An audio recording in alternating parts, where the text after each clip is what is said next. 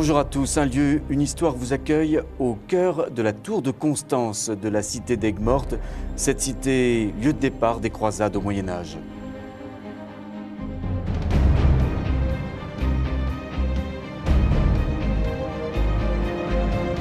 Régister, le mot est gravé dans la pierre de cette margelle, il signifie résister dans la langue occitane. Ce mot, c'est une femme qui l'aurait inscrit ici et gravé de ses propres mains.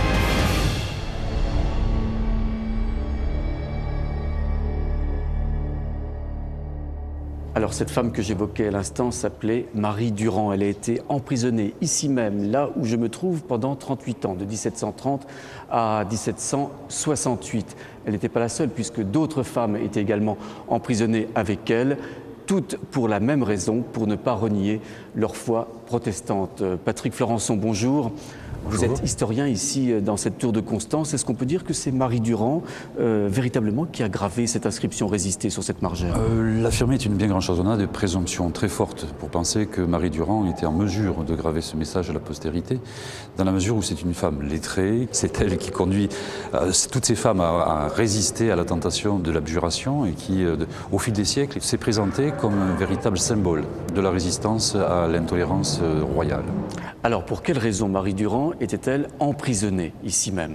Son tort, c'est d'être protestante et d'être la sœur de Pierre Durand, qui est un pasteur qui est assez zélé et qui est en train d'essayer de soulever à nouveau les Cévennes contre l'intolérance royale. Donc le pouvoir essaie de faire pression sur la famille de Marie Durand? Sur l'ensemble de la famille, de façon à ce que le pasteur, un petit peu, qui est un personnage relativement dangereux pour la nation, enfin pour la monarchie, passe sous les verrous. Alors Marie Durand n'était pas seule ici, elle était accompagnée, entourée d'autres femmes également prisonnières. Pour quelle raison il n'y avait que des femmes ici même? Dans un premier temps, à la fin du XVIIe siècle, ce sont sur les deux niveaux que sont incarcérés les protestants, au rez-de-chaussée des femmes, au premier étage les hommes. Et puis il se passe au début du XVIIIe l'évasion spectaculaire d'Abraham Mazel, le 25 juillet 1705. Peu de temps après, l'administration royale d'Aigues-Mortes a décidé de n'enfermer ici, dans cette tour, que des femmes. Et jusqu'au milieu du XVIIIe siècle, ce ne seront que des femmes qui seront enfermées ici. Donc on a beaucoup de mal à imaginer combien, une vingtaine de femmes enfermées ici? Par moment, c'est jusqu'à 50 femmes. Jusqu'à 50 femmes, mais qui vont être déplacées au gré de la fantaisie un petit peu de l'administration royale. Mais on a toujours au minimum une quinzaine de femmes enfermées ici.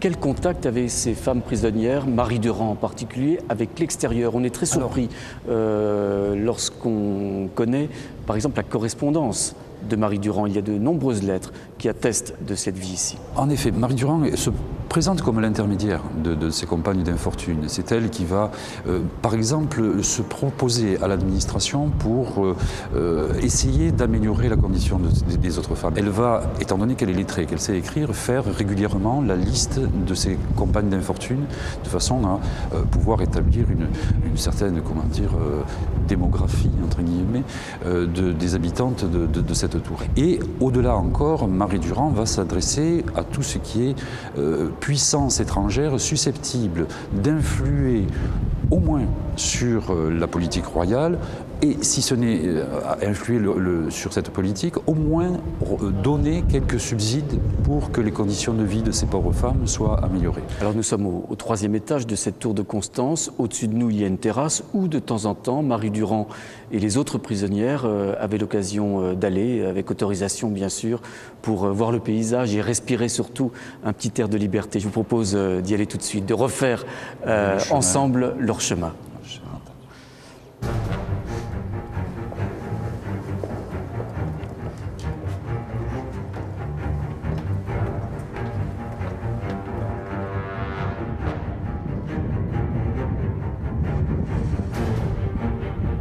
Voilà, nous sommes sur cette terrasse où on voit une vue extraordinaire sur toute cette Camargue, évidemment Aigues-Mortes derrière nous. Alors pourquoi Marie Durand a été libérée au bout de toutes ces années?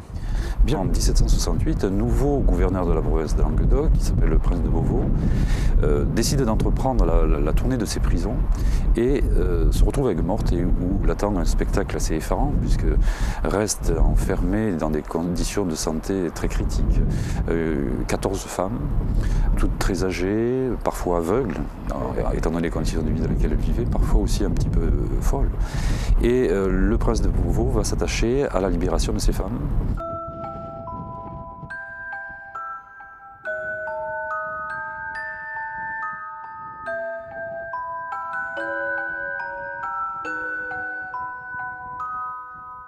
Regardez derrière moi cette barre noire, c'est la barre des Cévennes, à une centaine de kilomètres d'où nous sommes, ici à Aigues-Mortes. On y distinguerait presque les villages où se sont réfugiés les protestants après la révocation de l'édit de Nantes. Parmi ceux-ci, le village de Mialet, presque le centre de cette terre protestante cévenole. À Mialet se trouve un musée tout à fait particulier, le musée du désert, que nous allons visiter ensemble.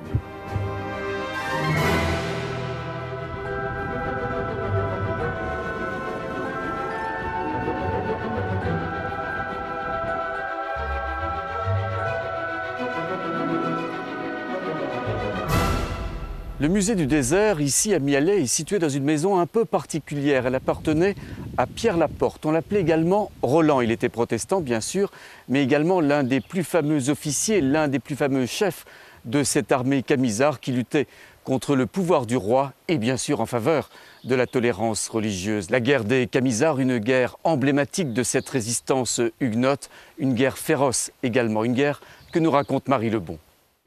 Ils s'appellent Pierre Laporte et Jean Cavalier, ils ont 20 ans à peine et sont chefs camisards. Ces paysans et artisans n'ayant comme seul uniforme et signe de reconnaissance que leur chemise. 24 juillet 1702, c'est l'assassinat de l'abbé du Chélat qui met le feu aux poudres. Grâce à leur connaissance du terrain, leur mobilité et à l'appui des habitants, ils sont moins de 3000 à résister aux 30 000 soldats de Louis XIV. Ils n'hésitent pas à brûler des églises et à prendre des villages. Les représailles sont tout aussi violentes. En février 1703, les habitants de Mialet et de Saumanne, soupçonnés d'apporter leur soutien aux révoltés, sont déportés à Perpignan. En avril, les troupes royales massacrent les protestants assemblés pour prier à Nîmes. Après de grandes victoires en 1703 et 1704, les forces des Camisards déclinent peu à peu. Jean Cavalier subit une sévère défaite à Nages. Vulnérable, il accepte de se soumettre et de cesser le combat. Seul, Roland décide de poursuivre la lutte. Trahi, il trouve la mort le 13 août au château de Castelnau-les-Valences, une mort symbolique marquant la fin de cette révolte.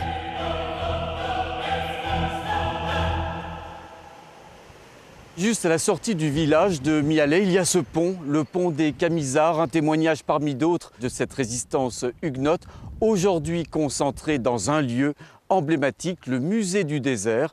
Il est situé à quelques pas d'ici, au mas de Soubeyran.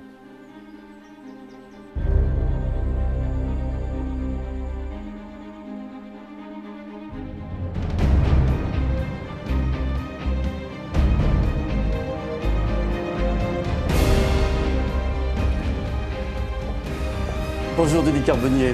Bonjour. Vous êtes le conservateur de ce musée du désert et nous sommes ici même dans la maison de Pierre Laporte, une maison presque comme les autres puisqu'il pouvait se cacher ici même. Effectivement, ce placard comporte une cachette qui permet de cacher un homme allongé. Il suffisait de rabattre la planche, de rajouter quelques pots de graisse, de refermer le placard. Roland attendait que le danger s'écarte et dès que le danger était écarté, il sortait. Dites-moi, Denis Carbonnier, le musée du désert, pourquoi ce terme, le désert? Le désert, c'est ce qu'on appelle la période entre 1685, révocation de l'édit de Nantes, Révolution française, 1789. Pourquoi le désert? C'est une réminiscence en fait de biblique. Dans l'Ancien Testament, les Hébreux ont dû, pendant 40 années, subir des tribulations, errer dans le désert. Les protestants, donc, à l'époque, ont pensé qu'eux aussi, ils subissaient ces tribulations. Ils pensaient que ça durait que 40 ans, mais ça a duré plus d'un siècle. À quoi ressemblait la vie de piété de cette communauté protestante des Cévennes? C'était une piété cachée, Bien entendu, le culte protestant était interdit, les temples avaient été rasés en 1685, et donc il fallait qu'ils se rassemblent dans des assemblées qui étaient des assemblées secrètes, qui se tenaient dans les bois, dans les garrigues ou dans des grottes. Alors on a parlé du destin de ces femmes prisonnières de la tour de Constance à Aigues-Mortes. On peut parler également des hommes qui, eux aussi, protestants, vivaient une époque très dangereuse. Nombre d'entre eux ont été arrêtés au cours des assemblées qu'on évoquait à l'instant pour se retrouver en galère, si je puis dire. Oui, effectivement. Il y avait en fait déjà une première condamnation qui était déjà ce qu'on appelle la chaîne. La chaîne, c'est-à-dire en fait, du lieu de condamnation, il devait se rendre dans le port où se trouvait cette galère. Et ça se faisait le fer aux pieds. Et beaucoup d'hommes mouraient pendant cette traversée du territoire français. Ces condamnés ont été extrêmement nombreux, ne serait-ce que sur ces territoires cévenols, plusieurs milliers de galériens pour la foi. Effectivement, ils étaient environ 5-10 000 personnes qui ont été emmenées pour les galères uniquement pour raison de foi. Alors, ce qui est intéressant dans cette salle, c'est que nous avons les listes de galériens qui sont juste derrière nous. On retrouve un peu le destin de chacun de ces hommes envoyés aux galères. Regardons ce premier nom, Enjolras par exemple, ici. Enjolras, c'est un bon exemple. Enjolras, il vient d'Anduze. Anduze est à une dizaine de kilomètres d'ici environ. Il a été condamné en 1717 pour avoir assisté à une assemblée. Oui, c'était le sort qui était réservé à ceux qui étaient surpris dans une assemblée interdite. Escoffier, là encore un destin particulier, parce que lui, visiblement, a été libéré. Oui, Escoffier vient de Nyons. Nyons, c'est dans la Drôme. Il a été condamné en 1689. Il a résisté jusqu'en 1701. Mais en 1701, il a préféré abjurer pour pouvoir être libéré. Oui, parce qu'il faut rappeler que l'abjuration, c'était la clé pour une libération et la liberté, finalement. Tout à fait, tout à fait.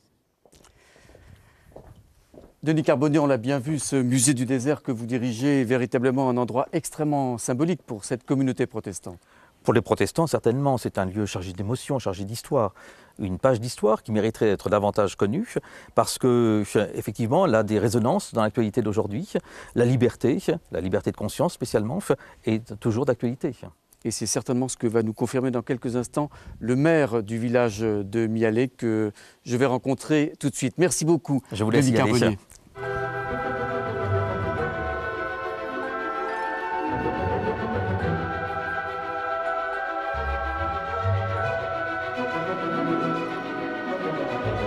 Gilbert Rouanet, vous êtes maire de Mialet depuis 25 ans maintenant. On est frappé de la persistance de cet esprit huguenot qui existe toujours ici de nos jours. Je crois que la persistance existe toujours, oui, et je crois qu'elle est symbolisée d'ailleurs par le texte d'une chanson qui a été composée au XIXe siècle d'ailleurs,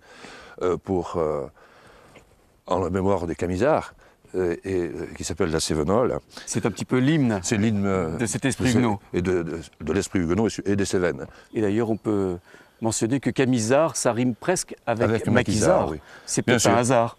C'est pas par hasard, et c'est pas par hasard si dans les Cévennes, et en particulier dans les Hautes-Cévennes, qui sont beaucoup moins accessibles, se sont développés de très nombreux maquis dans les années 43-44. Bien sûr. Alors, l'un des symboles de Mialet, c'est ces assemblées du désert qui ont lieu une fois par an. Alors, de quoi s'agit-il exactement? Ces assemblées ont lieu depuis 1911, donc la 100e, c'était il n'y a pas si longtemps que ça. Alors, ces assemblées rassemblent tous les protestants de France, et même au-delà, en ce sens que la diaspora protestante, à la suite de la révocation de l'Édit de Nantes, a entraîné une dispersion, et beaucoup de descendants de ces émigrés souhaitent reprendre contact un peu avec le pays qu'ils ont quitté. Alors, d'une manière générale, monsieur le maire, qu'est-ce qui pourrait caractériser cette forme de modernité de l'éthique protestante aujourd'hui? Je crois que l'éthique protestante et la réforme en général, c'est caractérisé par une prise de liberté par rapport à l'Église catholique. Et aujourd'hui, cette prise de liberté, c'est bien sûr pas par rapport du tout à l'Église catholique, mais c'est par rapport à la société en général. Et le message protestant reste un message de liberté et de tolérance, essentiellement. Eh bien, merci beaucoup, monsieur le maire. C'est la fin de cette édition d'Un lieu, une histoire, l'histoire des Camisards, l'histoire de la résistance protestante, ici même dans les Cévennes. Et vous l'avez constaté, une histoire toujours vivante. À très bientôt pour une nouvelle édition d'Un lieu, une histoire.